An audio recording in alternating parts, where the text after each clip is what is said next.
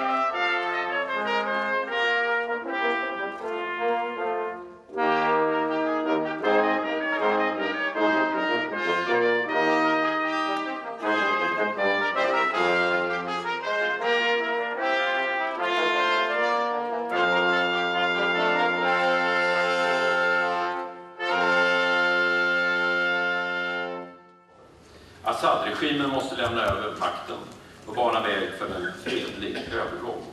Sverige ska göra sitt för att med humanitärt bistånd stödja en hårt prövad befolkning. Di yekem civîna perlemanê de serok perleman dihête hilbijartin. Berî ku gav bi gav hikûmet bihête damezrandin.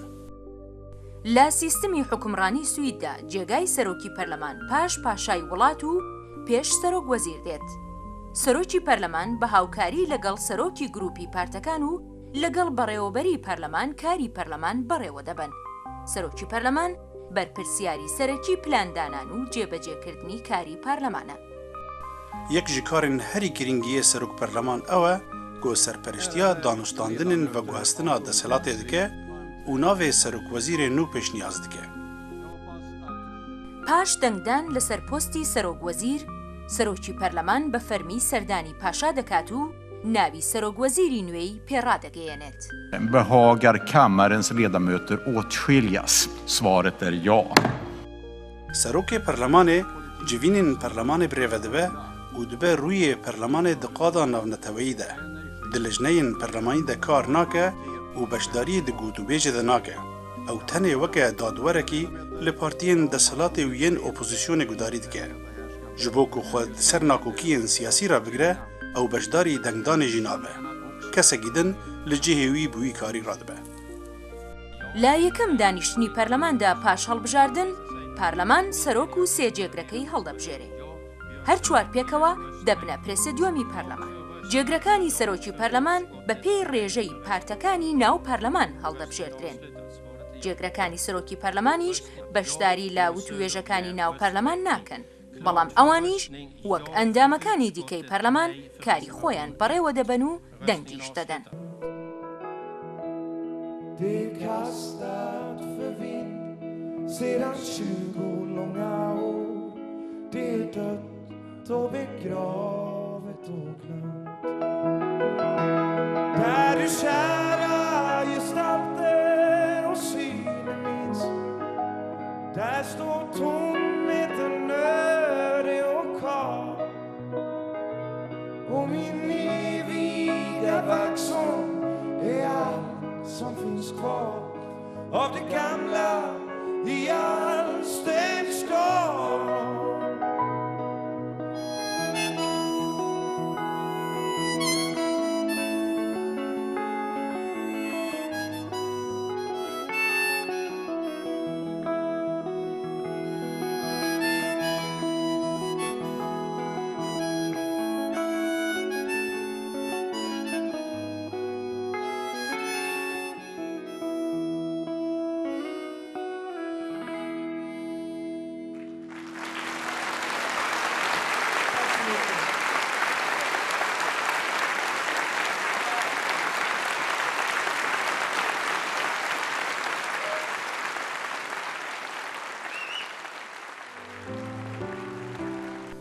کاری سرکه جبو آفراندنا قانونان د لجنه پرلمانی ده دبه.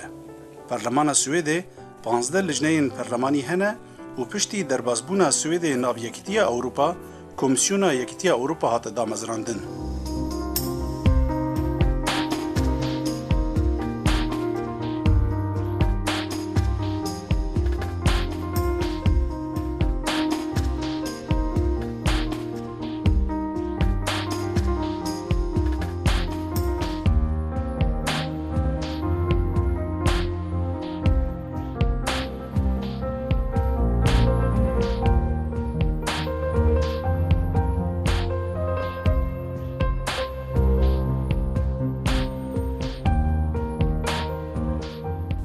ده هر لجنه كده حفظه اندام هنه و يدك جي هنه. اندام برلمان دكاره اندام لجنه که به و دهنك لجنه دندجي يدك به. سروكي گروپا پارتیه که ده لجنه پرلمانی ده نکاره به سروكي لجنه. گەورەی هەر پارتیەکی پەرلەمان ئەوە دیاری دەکات کە ڕێژەی ئەندامەکانیان لە ناو لیژنەی پەرلەمانی چەند دەبێت. جاران 15 بوو.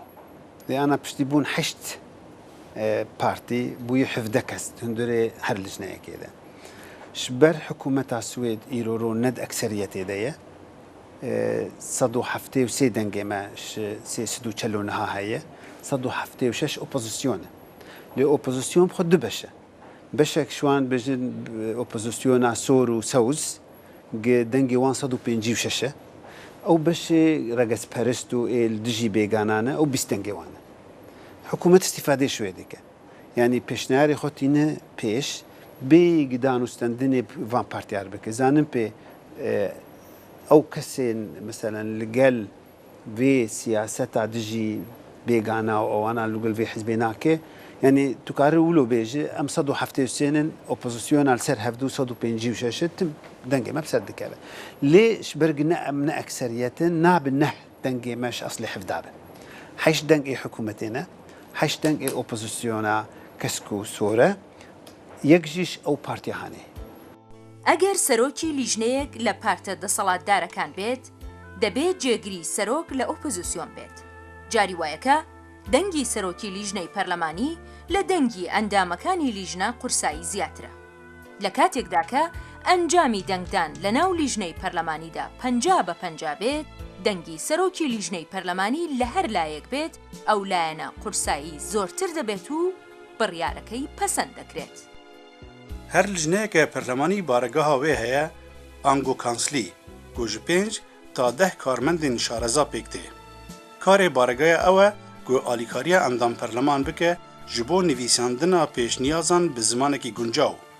او بشداری جوینین لجنه اندبن و راویشکاری دکن. اف کارمند بیلاینن و ارکوان اوه گو آلیکاری پرلمانترین همو پارتیان بکن.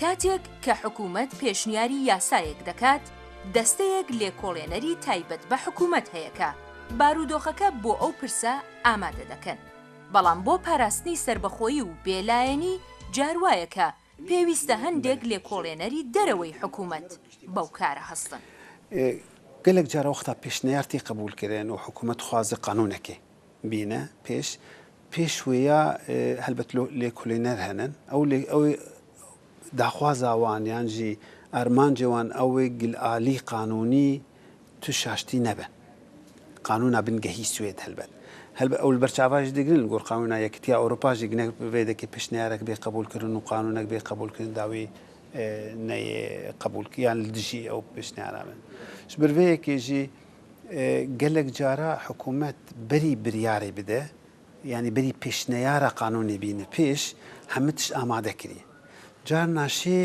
دشینن دەرڤەژی غەیری دەستگەهی خوا پرێجارات شینن ئەو دەستگەهی سوێد گرێداناوان بۆی قانونی هەیە لێ جاناژی تشینن لاگرۆدت بێژێ ئەو بەشێ دادگەر و ئەوانای گرێداناوام قانونا بنگەهی هەیە جارێ وایژی مثلەن دشینن محکەمە وەک گرێداناوێ جنگەهێ هەبێ تشینن محکەما جنگە هەیە گەلو ئەوا چ تەسیراوێ هەیە ینی بگشتی هەر ئۆپۆزیسیۆن و هەرژی حکوومەت مافێوان هەیە لێکۆڵینی خۆی خۆ بکەن غەیری ئەو لۆکیلۆینەوەی کشتی ئەوەشی گەلێکی مهمش بۆ هەگەر حکوومەت يعني مهم بونا دزجهي سرخبونا دزجها قال لك مهمة شبر أوبوزيسيون كان بيوندي بدزجهي بكي أو تشتي بخوازه برسفا برسيخوا بستينه أو دزجهين حكومتي نكارن بينا أمنادن أوبوزيسيوني شبو كارب الدجي حكومتي بسكني يعني جي أرجومنتي خلت شي حكومتي بين جیوینن لجنیان روژن سیشم و پنجشمانن پیوست اندام پرلمان همو بلگهن که دیبینه گوتو بیشکرین بخوینه و به حوالین پارتیا خور بشیوره که چه بریاره بگرن. لا دەستپێکی کۆبوونەوەی لیژنەیەکدا ئەندامێکی بارەگای لیژنە پێشنیار دەخوێنێتەوە و پاشان وت و وێژ لەسەر ئەو پێشنیارە دەست پێ دەکات. هەندێک پێشنیار هەنکە پێویست دەکات چەندین جار کۆبوونەوەی لەسەر پێک بهێنرێت تا لەسەری ڕێک بکەون. ئەگەر زۆرینە لەگەڵ پێشنیارێکدا بێت کەمینە داوای چارەیەکی پێکەوە سازان یان کۆمپرۆمیس دەکات. یان کەمینە پێشنیارێکی دیکە پێشکەش دەکات یاخۆت تێبینی خۆی لە پرۆتۆکۆلدا تۆمار دەکات. پشتی دەنگدانێ ئەو پێشنیازە ئامادە لەگەڵ پێشنیازە کێمانیە دچە بەردەستێ پەرلەمانێ ji بۆ گوتو بێشکردنا ئاشکرە و دەنگدانێ. لە کاتێکدا کە هەندێک ئەندام پەرلەمان لە کۆبوونەوەیەکدا ئامادە نەبن ئایا تەرازووی دەنگدان تێک ناچێ؟